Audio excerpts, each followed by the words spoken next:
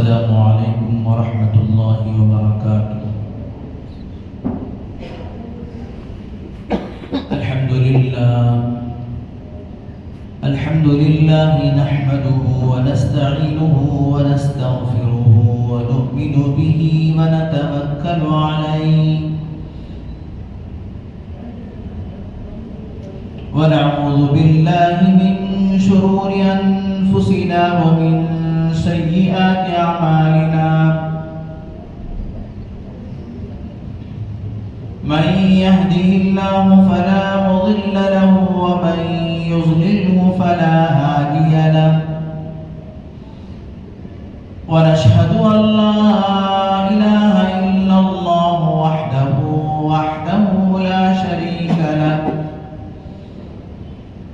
لا شريك له ولا نظير له ولا مشير له ولا وزير له.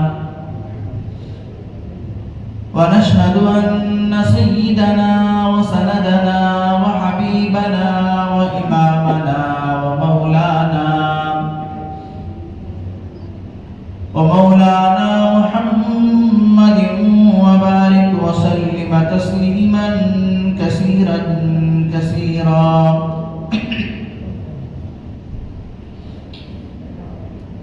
أرسله الله تعالى بين يدي الساعة بشيرا ونذيرا وداعيا إلى الله بإذنه وسراجا منيرا.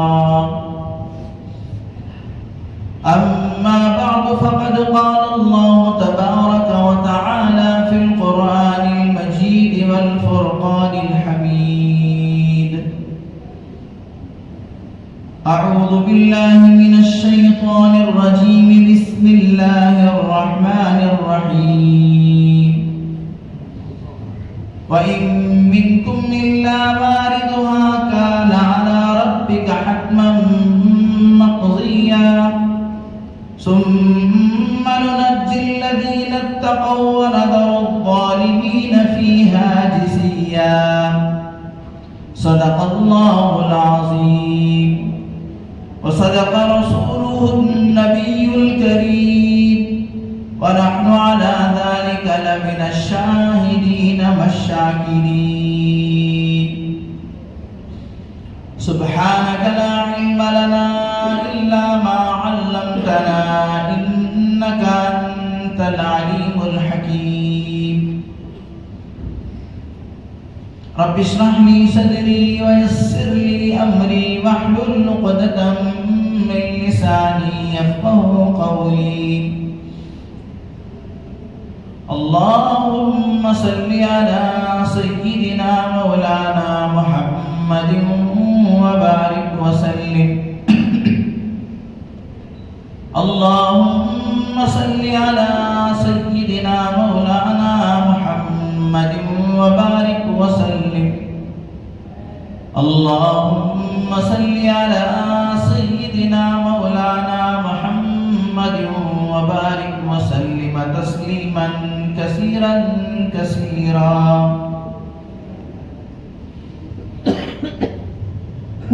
ہر قسم کی تمام تعریفیں، تمام بڑائیاں اور بزرگیاں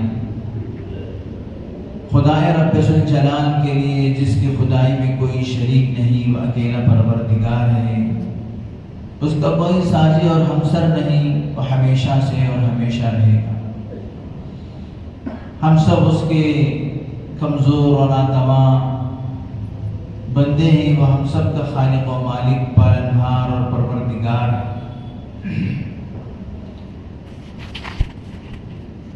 ہر لمحہ کروڑ انگنت لاتعداد زمین کے ذرات سے بڑھ کر آسمان کے تاروں سے زیادہ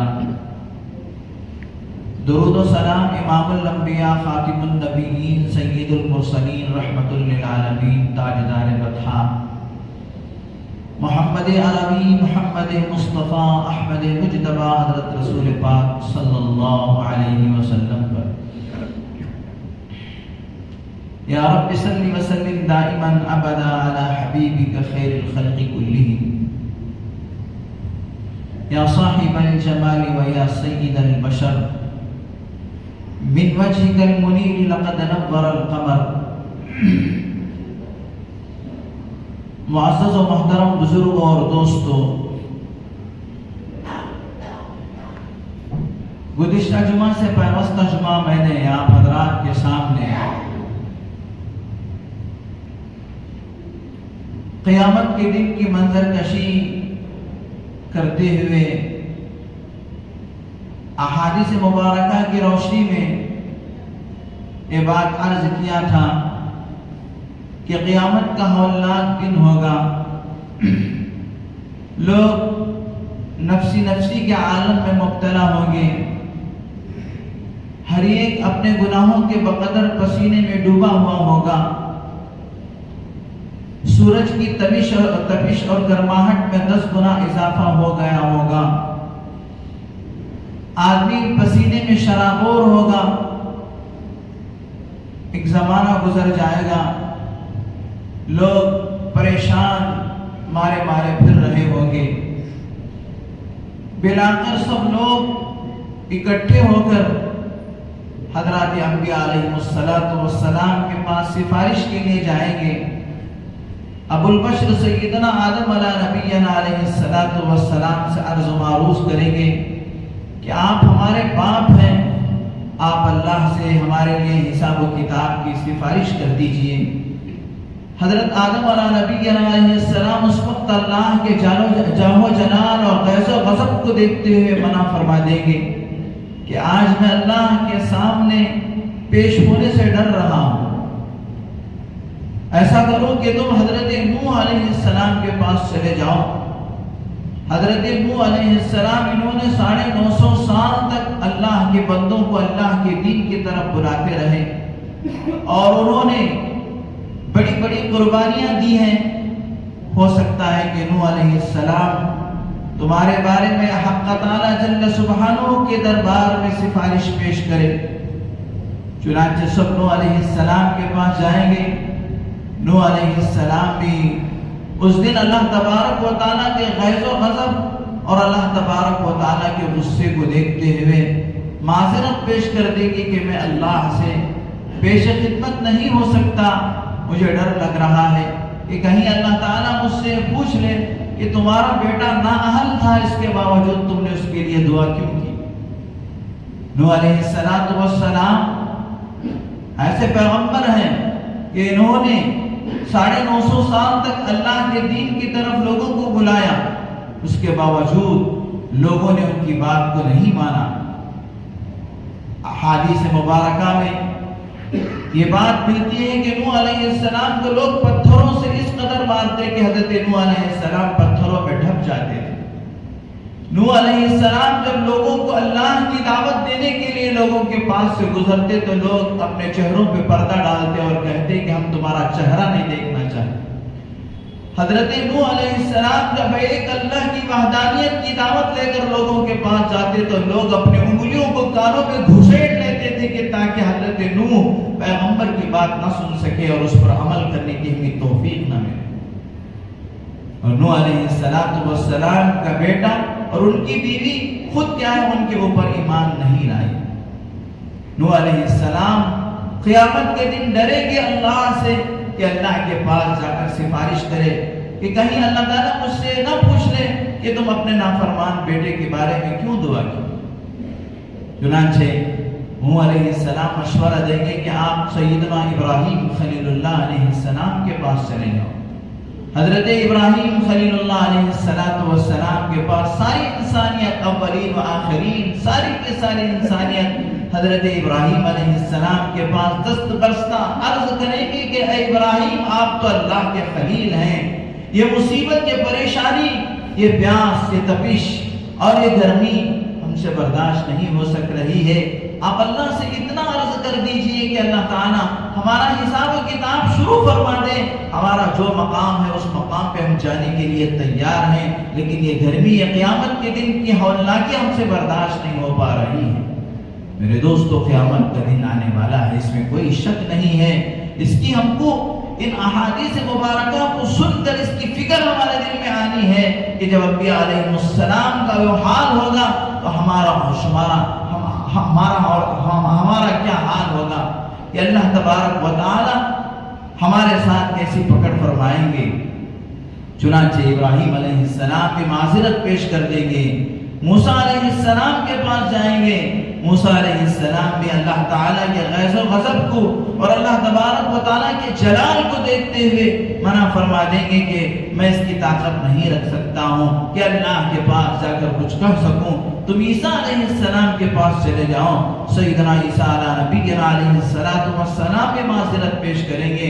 بالآخر ساری انسانیت امام الانبیاء خاتم النبیین سید المرسلین رحمت للعالمین تاجدار بطحا حضرت محمد الرسول اللہ صلی اللہ علیہ وسلم کی بارگاہ میں جائیں گے اور آپ علیہ السلام سے کہیں گے کہ آپ ہی تو ہیں خلاصہ کائنات، آپ محبوب کبریا ہیں، آپ خاتم النبیین ہیں، آپ امام الانبیاء والملائکہ ہیں، آپ کی وجہ سے اللہ تبارک و تعالیٰ نے اس کائنات کو بنایا۔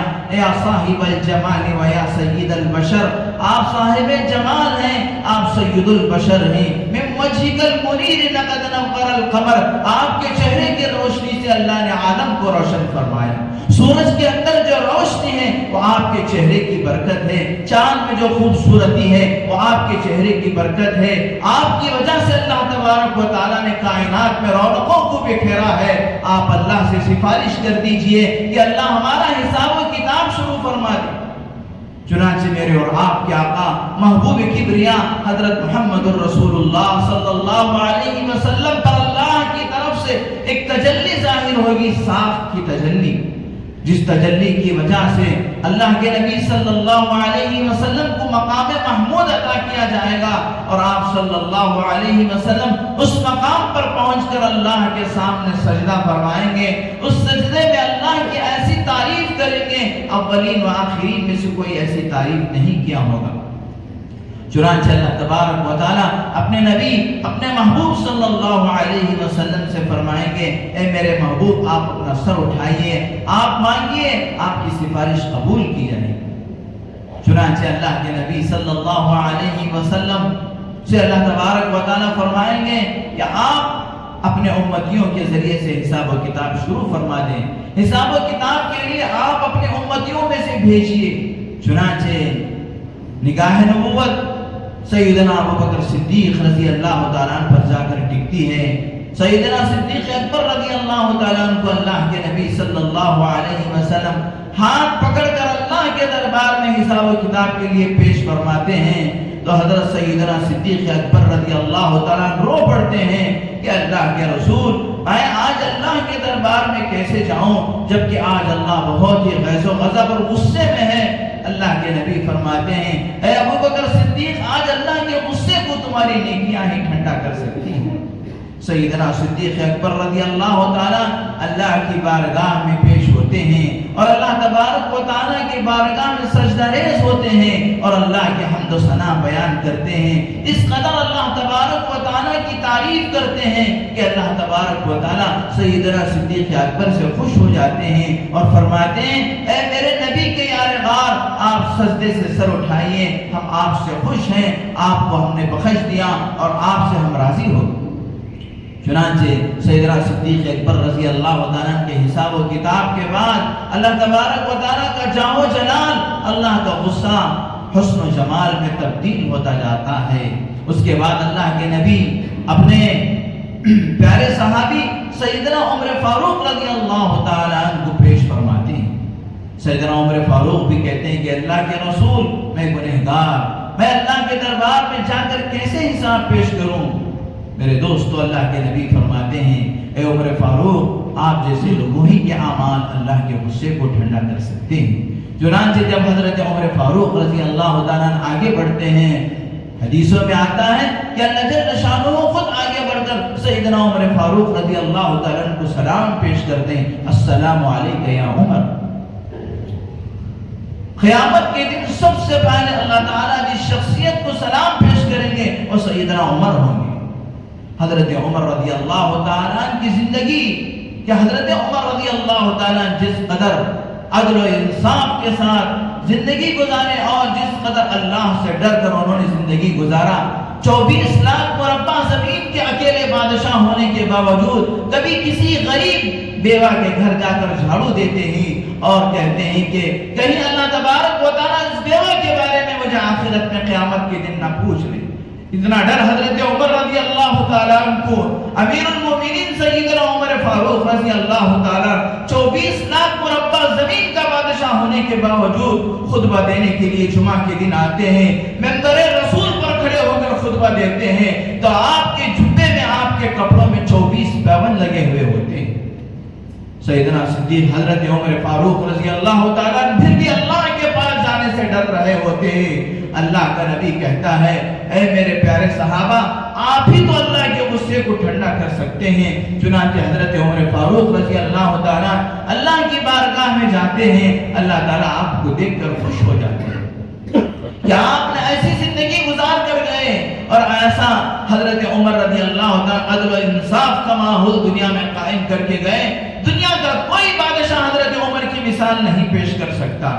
وہ انصاف, وہ عدل اور وہ ایمانداری, وہ شجاعت و بہادری, وہ تقوی و پرہیزگاری حضرت عمر رضی اللہ تعالیٰ کو اللہ نے عطا فرمایا تھا کہ اللہ کے نبی نے اپنی زبان صادق سے فرمایا لو کان نبی کی بعدی لکان عمر, میرے بعد اگر کوئی نبی ہوتا تو وہ عمر ہوتا.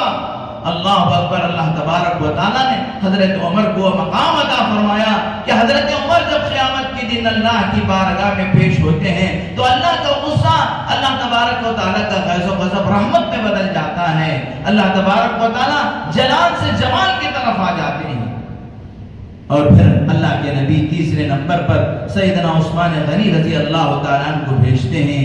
حضرت عثمان غنی کے بارے میں نے جمعہ سے پہلے جمعہ کہا تھا کہ جب حضرت عثمان غنی جاتے ہیں اتنے بڑے مالدار ہونے کے باوجود آج بھی مکہ المکرمہ میں حضرت عثمان غنی رضی اللہ تعالیٰ کا اکاؤنٹ بینکوں میں چل رہا ہے اور ہر سال ان کے اکاؤنٹ سے, ان کے کھاتوں سے غریبوں میں, بیواؤں میں آج بھی جبکہ 1450 سال گزر گئے حضرت عثمان غنی رضی اللہ تعالیٰ کے کھاتے سے پیسہ تقسیم ہوتا ہے غریبوں میں. اور آج بھی حضرت عثمان غنی رضی اللہ تعالیٰ کے نام کی بلڈنگیں مکہ مکرمہ میں موجود ہیں, مدینہ منورہ میں موجود ہیں کہ اس کا کرایہ اور اس کا پیسہ غریبوں میں, بیواؤں میں, مجبوروں میں, لاچاروں میں, امت کے مجبور لوگوں میں تقسیم ہوتا ہے. میرے دوستو, اللہ کے نبی صلی اللہ علیہ وسلم نے فرمایا آدمی دنیا سے ختم ہو جاتا ہے لیکن اس کی 3 چیزیں باقی رہتی ہیں, اس کا ثواب اسے پہنچتا رہتا ہے. ایک اس کا پڑھایا ہوا علم کہ وہ کسی کو عالم بنا دیا ہو, حافظ بنا دیا ہو, اس کے شاگرد جب تک دنیا میں رہ کر قرآن پڑھتے رہیں گے, علم پہنچاتے رہیں گے, اس کے استاد کو اس کا ثواب ملتا رہے گا. ہمارے اساتذہ نے ہمیں پڑھایا اور اللہ نے ہم کو جو کچھ توفیق دیا دین کی بات کرنے کا, قسم خدا کہ ہم چاہے یا نہ چاہے ہمارے اساتذہ کو اس کا ثواب پہنچتا ہے. ہمارے اساتذہ سے ان کے اساتذہ, ان کے اساتذہ سے پھر ان کے اساتذہ, یہاں تک کہ ہمارے پاس جو سندیں ہیں بخاری کی, مسلم کی, ابن ماجہ کی, مسلسلات کی, خدا کی قسم ان سندوں کا تسلسل اللہ کے نبی تک پہنچتا ہے. اللہ کے نبی تک یہ تسلسل پہنچتا ہے, وہاں تک ہمارے تمام اساتذہ کو اس کا ثواب. اس لیے فرمایا جو کسی کو علم سکھا دیا اس کا ثواب اسے پہنچتا رہتا ہے. دوسرا, کسی نے کوئی صدقہ جاریہ کر دیا کہ کوئی مسجد بنا دیا, کوئی مدرسہ بنا دیا, کوئی کنواں کھدا دیا اور کوئی نیک کام کر دیا, وہ دنیا سے چلا بھی جاتا ہے لیکن اس کا اجر و ثواب اسے ملتا رہتا ہے. اللہ کے گھر میں پوری مسجد بنانا بھی ضروری نہیں ہے, ایک اینٹ لگا دیا, مدرسے کے اندر 10 روپے خرچ کر دیا, دین کے راہ میں کچھ پیسہ خرچ کر دیا, اللہ تبارک و تعالیٰ کی داد و دہش, اللہ تبارک و تعالیٰ کا جود و صفا اتنا بڑا ہے, اسی کو بہانہ بنا کر اللہ تبارک و تعالیٰ اسے جنت کے اندر محل عطا فرماتا ہے. اللہ تبارک و تعالیٰ بہت بڑے سخی ہے, سخاوت اللہ سے پیدا ہوئی ہے, داد و دہشت اللہ سے پیدا ہوئی ہے. جب وہ خدا دینے پہ آتا ہے تو اللہ تبارک و تعالیٰ دینے کے تمام دہانے کھول دیتا ہے, چھپر پھاڑ کر اللہ تبارک و تعالیٰ عطا فرماتا ہے. اور جب اللہ تعالیٰ لینے پہ آتے ہیں تو کروڑوں پتی کو اللہ تبارک و تعالیٰ آسمان کے تلے سونے پہ مجبور کر دیتے ہیں. اللہ تبارک و تعالیٰ بڑی قدرت والے. چنانچہ میرے دوستو حضرت عثمان غنی رضی اللہ تعالیٰ کا کل قیامت کے دن حساب اتنا آسان ہوگا، یوں گئے اور یوں آپ کا حساب ختم ہو جائے گا، اس لیے کہ حضرت عثمان غنی اللہ کی راہ میں بہت دیا کرتے تھے، دیا کرتے تھے۔ ایک مرتبہ کا واقعہ ہے، ایک آدمی اللہ کے نبی ایک صحابی اللہ کے نبی صلی اللہ علیہ وسلم کی خدمت میں حاضر ہوئے اور آ کر اپنی مجبوری ظاہر کی، اللہ کے رسول میں بڑا مجبور ہوں، مجھے کچھ آپ اپنی طرف سے عطا فرما دیں تاکہ وہ میری مجبوری دور ہو جائے۔ اللہ کے رسول صلی اللہ علیہ وسلم نے فرمایا، اے میرے پیارے صحابی، میرے پاس تو کچھ ہے نہیں۔ اللہ کے نبی صلی اللہ علیہ وسلم کے پاس اگر کوئی صبح میں مال آتا تو شام ہونے سے پہلے آپ اس کو صدقہ کر دیتے تھے، غریبوں میں بانٹ دیتے تھے۔ کوئی ایک درہم اللہ کے نبی صلی اللہ علیہ وسلم کی چاہت یہ ہوتی کہ کوئی ایک درہم میرے پاس رہے اور رات اس پر گزر جائے، یہ اللہ کے نبی کو برداشت نہیں تھا۔ چنانچہ اللہ کے نبی صلی اللہ علیہ وسلم نے صحابی سے کہا، جاؤ جا کر عثمان سے آپ کچھ مانگ لو۔ حضرت عثمان غنی رضی اللہ تعالیٰ کے دولت گدے پہ وہ صحابی تشریف لاتے ہیں اور باہر اندر دروازہ کھٹکھٹانا ہی تھا، اندر سے حضرت عثمان اور ان کی اہلیہ کے درمیان میں کچھ گفتگو سنائی دیتی ہے۔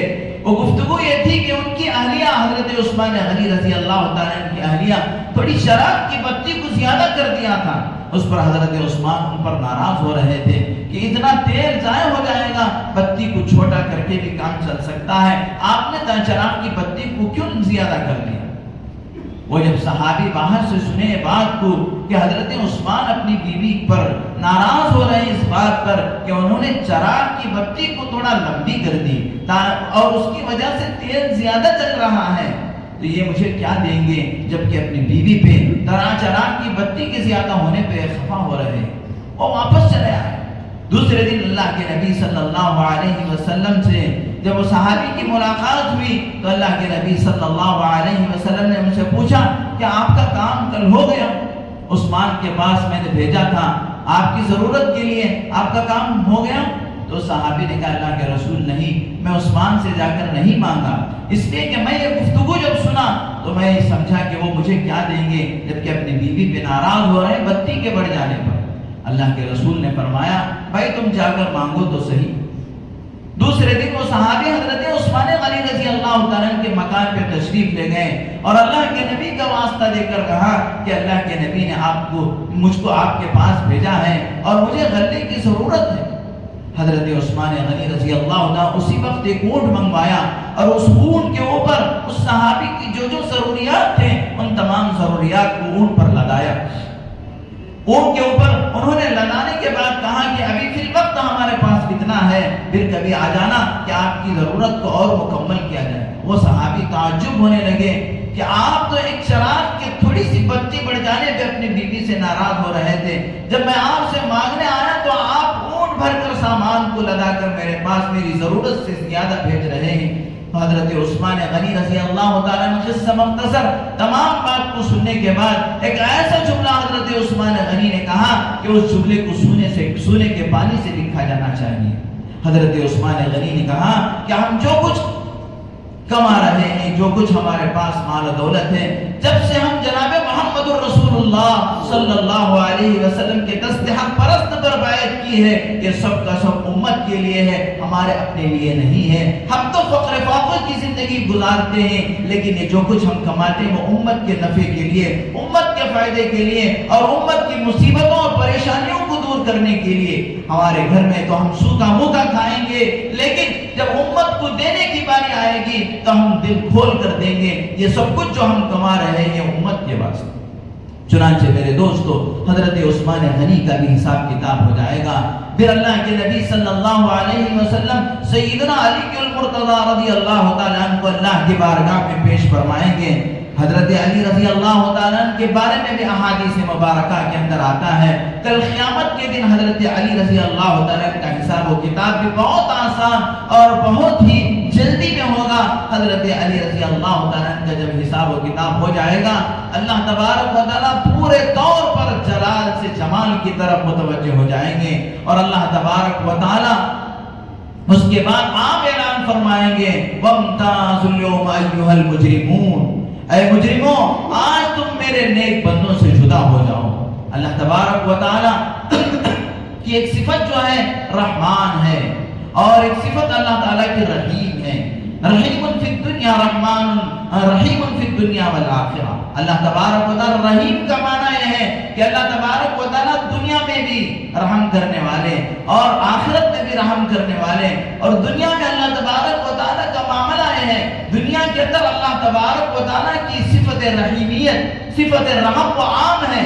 اللہ مسلمانوں پہ بھی رحم کرتے ہیں، غیروں پر بھی رحم کرتے ہیں، اس کے ماننے والوں کو بھی اللہ تبارک و تعالیٰ دیتے ہیں، اس کے نام ماننے والوں کو بھی اللہ تبارک و تعالیٰ عطا فرماتے ہیں۔ یہ رحیم کی جو صفت ہے اللہ تعالیٰ کی، وہ دنیا میں عام ہے۔ بارش ہوتی ہے تو ایسا نہیں کہ کسی مسلمان کے کھیت میں ہو، بلکہ کافر کے کھیت میں بھی بارش ہوتی ہے۔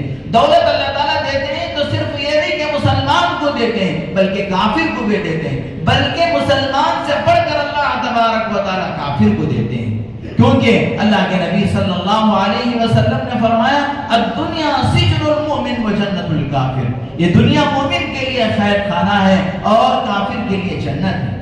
کسی بزرگ نے کسی آدمی نے کسی بزرگ سے پوچھا کہ حضرت کیا بات ہے، مسلمان فخر و فاخر میں مبتلا رہتے ہیں، کبھی کبھی یا عام طور پر دنیا کے اندر ایسا ہوتا ہے کہ مسلمان پریشانیوں میں رہتا ہے، مصیبتوں میں رہتا ہے، جبکہ غیر اللہ کو نہ ماننے والا بڑے راحت و آرام میں رہتا ہے، اس کے پاس مسلمان کے مقابلے میں زیادہ دولت ہوتی ہے اور وہ زیادہ آرام میں ہوتا ہے۔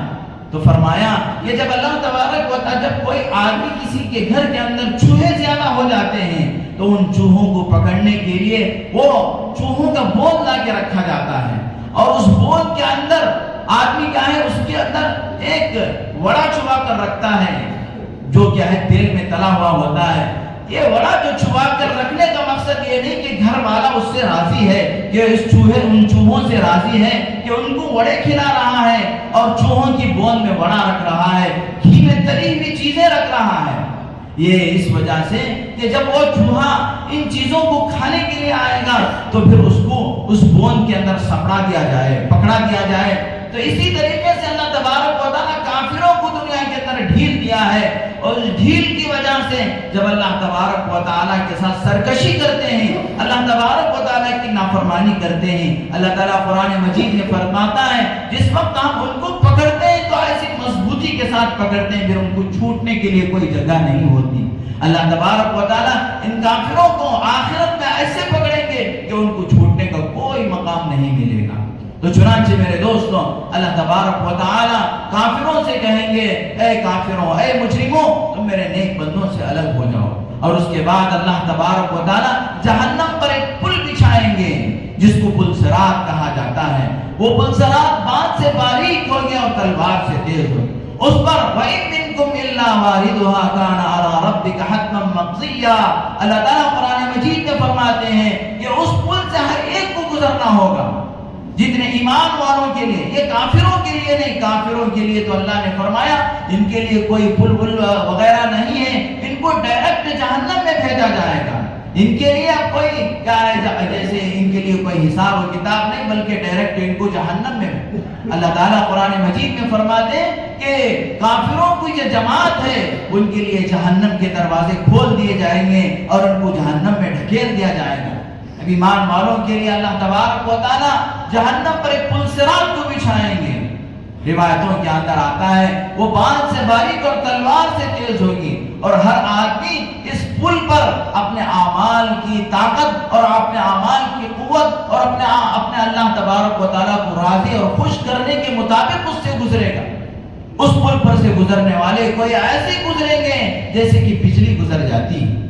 بجلی کا مطلب آپ یہاں سمجھ لیجئے کہ جیسے ہی آپ نے سوئچ دبایا فوراً لائٹ پڑ گئی، تو ایسے ہی کوئی آدمی پل صراط پر سے گزرے گا، وہ اپنے ایمان کے پاور سے اور اپنے ایمان کی طاقت سے ایسے گزر جائے گا کہ اس کو پتہ بھی نہیں چلے گا کہ پل صراط پر سے گزرا یا نہیں گزرا، اتنا جلدی گزر جائے گا۔ اور کوئی آدمی تیز رفتار گھوڑے کی طرح گزرے گا، ان کے اپنے اعمال کے بقدر کے پل صراط پر سے گزرے گے۔ بعض اللہ کے بندے وہ ہوں گے جو گناہوں کی وجہ سے پل صراط کے اوپر سے کٹ کر جہنم میں گر جائیں گے۔ چنانچہ بہت سارے مومنین کوئی گھوڑے کی رفتار میں، کوئی بجلی کی رفتار میں، کوئی تیز رفتار اونٹ کی رفتار میں، کوئی بھاگ کر جانے والے کی رفتار میں، کوئی آہستہ چلنے والے کی رفتار میں، کوئی رینگتے ہوئے، جیسے کیسے ہو وہ بالکل صراط سے گزر جائیں گے۔ بہت سارے مومنین کیا ہے جہنم کے اندر کٹ کر گر کر پڑ جائیں گے، اور اللہ تبارک و تعالیٰ جہنم میں جانے کے بعد پھر ان کے جسموں کو صحیح سالم کر دیں گے اور وہ جہنم کے عذاب میں مبتلا ہوں گے۔ ایک زمانہ گزر جائے گا، ایک زمانہ گزرنے کے بعد جہنم کے اندر اللہ تبارک و تعالیٰ اپنی قدرت سے ایک ایسی جہنم کے درمیان میں ہی ایک ایسی دیوار بنا دیں گے آئینے کی طرح کہ ادھر کے لوگ ادھر کے لوگوں کو دیکھیں گے، ادھر کے لوگ ادھر کے لوگوں کو دیکھیں گے۔ چنانچہ ایک دیوار اللہ تبارک و تعالیٰ جہنمیوں کے اندر حائل کر دیں گے، اس طرف مومنین جہنمی ہوں گے اور اس طرف کافر جہنمی ہوں گے۔ اب یہ کافر لوگ جو جہنم میں جائیں گے، جو ہمیشہ سے رہیں گے، وہ ان مومنین کو دیکھ کر طعنہ دیں گے کہ تم تو دنیا کے اندر اللہ کو مانتے تھے، رسول اللہ صلی اللہ علیہ وسلم کو مانتے تھے، پھر بھی تم بھی ہمارے ساتھ جہنم میں چل رہے ہیں۔ چنانچہ یہ طعنہ سننے کے بعد مومنین کو تکلیف ہوگی کہ اللہ ہم بلا آخر ایمان تو لائے تھے، لیکن اپنی بدعمالیوں کی وجہ سے، اپنے گناہوں کی وجہ سے ہم جہنم میں چل رہے ہیں۔ تو پھر اللہ تبارک و تعالی ان جہنمیوں کی طرف جو اپنے گناہوں جو مومنین تھے لیکن اپنے گناہوں کی وجہ سے جہنم میں چل رہے تھے، اللہ تبارک و تعالی حضرت جبرائیل علیہ السلام کو بلائیں گے۔ حضرت جبرائیل علیہ السلام کو بلا کر اللہ تبارک و تعالیٰ فرمائیں گے، اے جبرائیل تھوڑا جہنم میں جا کر لوگوں کا نظارہ کر کے آؤ، شاید کہ کوئی ایمان والے بھی جہنم میں چل رہے ہوں۔ حضرت جبرائیل علیہ السلام جب جہنم کے دروازے پر جائیں گے تو وہاں جو جہنم کے دروازوں کا جو داروغہ رہتا ہے وہ مالک ان کا نام ہے، وہ جہنم کے داروغہ ہیں، وہ حضرت جبرائیل علیہ السلام کے لیے جہنم کا دروازہ کھولیں گے۔ حضرت جبرائیل علیہ السلام جب جائیں گے تو ایمان والے جو جہنم میں چل رہے ہوں گے ان کو دیکھ کر لوگوں سے پوچھیں گے، آپس میں پوچھیں گے یہ کون ہے، اور مالک جہنم سے پوچھیں گے، داروغہ جہنم سے پوچھیں گے کہ یہ کون ہے، ان سے کوئی ہمیں انسیت لگ رہی ہے، ان سے کوئی ہمیں انسیت اور مانوس ہیں ہم۔ تو یہ لوگ کہیں گے کہ یہ حضرت جبرائیل علیہ السلام ہیں جو دنیا میں اللہ کے نبی صلی اللہ علیہ وسلم کے پاس اللہ کا پیغام لے کر آتے تھے۔ چنانچہ سارے مومنین جو جہنم میں چل رہے ہوں گے، جو پلسرات سے کٹ کٹ کر جہنم میں گئے ہوئے ہوں گے، وہ حضرت جبرائیل علیہ السلام سے کہیں گے کہ اے جبرائیل آپ دنیا میں اللہ کا پیغام حضرت محمد الرسول اللہ صلی اللہ علیہ وسلم کے پاس لاتے تھے، آپ نے ہزاروں مرتبہ آپ کی خدمت میں آ کر اللہ کا پیغام سنایا، اب آپ ہمارا پیغام اللہ کے نبی کو سنا دیجئے، اللہ کے نبی سے کہہ دیجئے کہ آپ کے کچھ جہنمی امتیاں جہنم کے اندر جل رہے ہیں، آپ ان کی سفارش فرمائیں۔ چنانچہ حضرت جبرائیل علیہ السلام ان لوگوں سے وعدہ کریں گے کہ میں ضرور اللہ کے نبی صلی اللہ علیہ وسلم سے جا کر تمہارا حال ذکر کروں گا اور تمہاری سفارش کرنے کو کہوں گا۔ تو حضرت جبرائیل علیہ السلام جب باہر آئیں گے تو اللہ جل شانہ خود حضرت جبرائیل علیہ السلام کو یاد دلائیں گے، اے جبرائیل میرے نبی کی امت کی گنہگاروں نے میرے نبی کی امت کے گنہگاروں نے آپ سے اپنے نبی سے سفارش کرنے کے لیے کہا تھا، آپ جا کر اپنے نبی سے کہیے۔ چنانچہ حضرت جبرائیل علیہ السلام اللہ کے نبی صلی اللہ علیہ وسلم کے پاس جنت میں آئیں گے۔ اللہ کے نبی صلی اللہ علیہ وسلم اس وقت حضرات انبیاء علیہ السلام کے ساتھ ممبروں پر بیٹھ نور کے ممبروں پر بیٹھ کر گفتگو کر رہے ہوں گے۔ حضرت جبرائیل علیہ السلام اپنے اس گنہگار امت جو کہ جہنم میں چل رہی ہے ان کے بارے میں اللہ کے نبی صلی اللہ علیہ وسلم سے کہیں گے کہ اللہ کے رسول آپ کے کچھ گنہگار امتی جہنم میں چل رہے ہیں، ان لوگوں نے آپ سے سفارش کرنے کے لیے کہا۔ اللہ اکبر، اللہ کے نبی صلی اللہ علیہ وسلم پریشان ہو جائیں گے۔ آپ سمجھ رہے ہوں گے کہ آپ کی پوری امت جنت میں آ گئی ہے، لیکن جب آپ کو پتا چلے گا کہ آپ کی کچھ گنہگار امت پلسرات سے کٹ کٹ کر جہنم میں مبتلا ہے، جہنم کے عذاب میں مبتلا ہے، تو اللہ کے نبی صلی اللہ علیہ وسلم پریشان ہو کر اللہ تبارک و تعالیٰ کی بارگاہ میں پہنچیں گے۔ یہ اللہ کے نبی صلی اللہ علیہ وسلم کی شفاعت کبریٰ ہے، یعنی سب سے بڑی اور سب سے آخری شفاعت اللہ کے نبی صلی اللہ علیہ وسلم اللہ سے جا کر کہیں گے کہ اے اللہ میری امت کے کچھ گنہگار ابھی بھی جہنم میں ہیں۔ چنانچہ اللہ تبارک و تعالیٰ آپ علیہ السلام کو کہیں گے کہ آپ اپنی امت کی سفارش کے لیے جائیے، ان کو پہچانیے، ایک ایک کی سفارش کیجئے، ہم آپ کی سفارش کو قبول کریں۔ چنانچہ جب اللہ کے نبی ان جہنمیوں کی سفارش کے لیے جائیں گے تو جو لوگ جنت میں ہوں گے، صحابہ اکرام، اولیاء اللہ، حفاظ اعظام، علماء اکرام اور نیک اور صالح لوگ، ان کو بھی اللہ تبارک و تعالیٰ کل قیامت کے دن شفاعت کبریٰ کے لیے ان کو بھی اللہ موقع عطا فرمائیں گے۔ چنانچہ اللہ کے نبی صلی اللہ علیہ وسلم کی جھرمٹ میں آپ دولہا ہوں گے اور سارے لوگ باراتی بن کر اللہ کے نبی صلی اللہ علیہ وسلم کے ساتھ ان لوگوں کی سفارش کرنے کے لیے جائیں گے جو جہنم میں ہوں گے۔ چنانچہ اللہ کے نبی صلی اللہ علیہ وسلم ایک ایک امتی کو پہچانیں گے جس کے زندگی کے اندر، جس کے دل کے اندر ذرہ برابر بھی ایمان ہوگا۔ بلال نے اسی لیے فرمایا کہ لا الہ الا اللہ، یہ اس کے کہنے والے کو ایک نہ ایک دن ضرور نفع دے گا۔ لا الہ الا اللہ جو کہتا ہے صدق دل کے ساتھ، وہ چاہے کتنا بھی بڑا گنہگار ہو، ایک نہ ایک دن یہ لا الہ الا اللہ اس کو جہنم کے ایندھن سے نکال کر جنت میں ضرور پہنچائے گا۔ اس وقت اللہ کے نبی صلی اللہ علیہ وسلم لوگوں کی سفارش کریں گے، اللہ تبارک و تعالیٰ ان کو جہنم سے نجات دیں گے۔ وہاں سے نکالنے کے بعد وہ تمام لوگ کوئلہ بن چکے ہوں گے، جل جل کر۔ کتنا زمانہ اللہ ہم سب کی حفاظت فرمائے کہ جل جل کر وہ کوئلہ بن چکے ہوں گے، ان کو نہر حیات کے اندر غسل دیا جائے گا۔ جہنم سے نکالنے کے بعد نہر حیات میں غسل دیا جائے گا تو پھر ان لوگوں کے اندر سے وہ تمام اثرات ختم ہو جائیں گے، وہ صحیح سالم ہو جائیں گے، پہلے سے زیادہ تندرست ہو جائیں گے، اور پھر ان لوگوں کو لے کر اللہ کے نبی صلی اللہ علیہ وسلم جنت میں جائیں گے۔ اور اس کے بعد اللہ تبارک و تعالیٰ اپنے نبی سے کہیں گے کہ اے نبی جی، ہم نے آپ سے ایک وعدہ کیا تھا کہ آپ کی امت میں سے 3 لب بھر کر لوگوں کو میں جہنم سے نکالوں گا۔ اللہ تبارک و تعالیٰ اللہ کے نبی سے وعدہ کیا ہے کہ سب سے آخر میں اللہ تبارک و تعالیٰ جو لوگ ایمان کے باوجود اپنی بدعمالیوں کی وجہ سے جہنم میں گئے ہوں گے، اللہ تعالیٰ ان میں سے اپنے قدرت کے مطابق 3 لب بھر کر، جیسے کہ آدمی 2 ہاتھ ڈال کر آٹا اٹھاتا ہے یا چاول اٹھاتا ہے، اس طریقے سے اللہ نے فرمایا میں اپنے 3 لب بھر کر لوگوں کو جہنم سے نکالوں گا۔ اب اللہ تبارک و تعالیٰ کا وہ لب کتنا بڑا ہوگا اور اس پہ کتنے لوگ آئیں گے، خرب لوگ آئیں گے اللہ کے ایک لب میں، اور اللہ تبارک و تعالیٰ ان سب کو جہنم سے نکالیں گے، اور نکالنے کے بعد اللہ تبارک و تعالیٰ ان کو نہر حیات میں غسل دیں گے، اور اس کے بعد ان کی پیشانی پر لکھا جائے گا اتقاء الرحمن، اللہ کے آزاد کردہ۔ یہ ان کو کسی کی سفارش نہیں، اور ان کے بارے میں کسی نے ان کے بارے میں سفارش نہیں کیا ہوگا، بلکہ یہ لوگ اللہ تبارک و تعالیٰ کی ذات سے آزاد کیے ہوئے لوگ ہوں گے، وہ خرب لوگ ہوں گے، وہ اتقاء الرحمن ہوں گے۔ چنانچہ یہ لوگ بھی جنت میں جائیں گے، جنتیوں کے ساتھ رہ رہے ہوں گے۔ ایک زمانہ گزرے گا اور اس کے بعد جو واقعہ پیش آئے گا انشاءاللہ اس کو اگلے جمعہ بیان کرنے کی کوشش کروں گا۔ میرے دوستو، ہم سب کو اس بات کی فکر کرنا ہے کہ ایک نہ ایک دن ہم کو اللہ کے سامنے منہ دکھانا ہے، آخرت کے دن کے اندر اللہ کا سامنا کرنا ہے، اور یہ ساری چیزیں احادیث مبارکہ کے اندر جو بیان کی گئی ہیں حرف با حرف یہ سچ ہیں، یہ ہونے والی ہیں۔ ہماری غفلتوں کی زندگیوں کو چھوڑ کر اعمال والی زندگی، ایمان والی زندگی گزارنے کی کوشش کرنا ہے تاکہ ہم اللہ کے پاس کامیاب ہو سکے اور ہم اولین جنتیوں میں سے ہمارا شمار ہو سکے۔